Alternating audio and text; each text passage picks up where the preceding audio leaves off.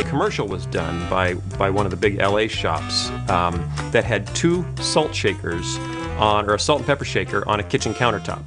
And they actually squished. They were squishy. Everything before that in computer animation had been rigid, plastic.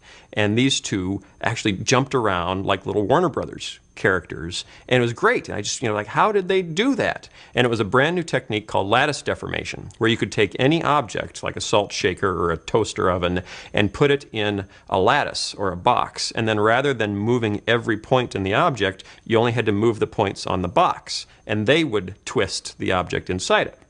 So you could take a very complex object and make it squishy. And I thought, okay, that's how I'm going to tell my stories. But I knew then that I needed characters that would be so simple that you could animate them by putting them inside a little box and then animating the little box. So that they couldn't have arms, they couldn't have legs, and because of the complexity, they couldn't have hair and they couldn't have clothes. So I bought, this is in 1991, bought my own computer animation system. I had quit my job and set up my own little company. And actually, to buy that first computer animation system, my parents took out a second mortgage on their house so that I could get that first system and get going. And started playing around with, okay, what am I going to put in the box to make it squishy? And I made a little man that looked like he was made out of Nerf, a little Nerf ball guy, and got him kind of moving. And that was kind of cute. And then I started playing around with a candy bar. And I made a little chocolate candy bar, put kind of big goofy eyes on them, and the eyes, each eye was also in a little box. The eyes were really squishy, and that gave him his expressiveness, and then had this little candy bar bending around on the countertop. And I had just gotten married, and my wife walked by our spare bedroom and saw the image on the screen and said, moms are going to be mad if you make their kids fall in love with candy bars. And I thought, good point. Okay, what wouldn't moms be mad about their kids falling in love with? And the very next thing that popped into my head was a cucumber. So I took the eyes off the candy bar, made a little cucumber, made him green, put the eyes on the cucumber, and then looked at him and thought, okay, he's kind of goofy, I think, so I'm going to give him one tooth and a big grin.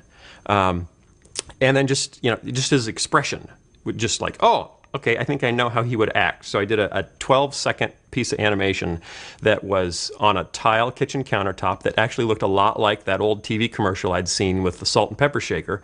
And we pan down the countertop, and you see a bowl, a ceramic bowl, and all of a sudden this little cucumber sticks his head up over the edge of the bowl, hops up to the camera, and grins. Just pops this big, goofy, one-tooth grin. And when I played it for the first time, this little 10-second clip, I thought, he's alive.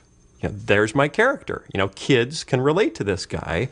And also, I know what he'll do in different situations. If he gets stranded on a desert island, I know how he'll act. If he gets stuck in a runaway train, I know how he'll act. I can see his personality just through his face. But he was alone, and it was not good. And he was tall and skinny. So I thought, okay, he needs a sidekick who's short and round. And it's an Abbott and Costello or Laurel and Hardy thing.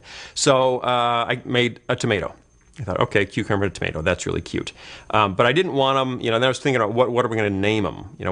What do you name these guys? Is it Kooky the cucumber and Tommy the tomato? I thought, no, that's way too cute. I don't want to do anything that cute. So I wanted really, really kind of regular names, and actually made a list on paper of what are all the really regular names we could come up with for these two guys, and settled on Bob the tomato and Larry the cucumber.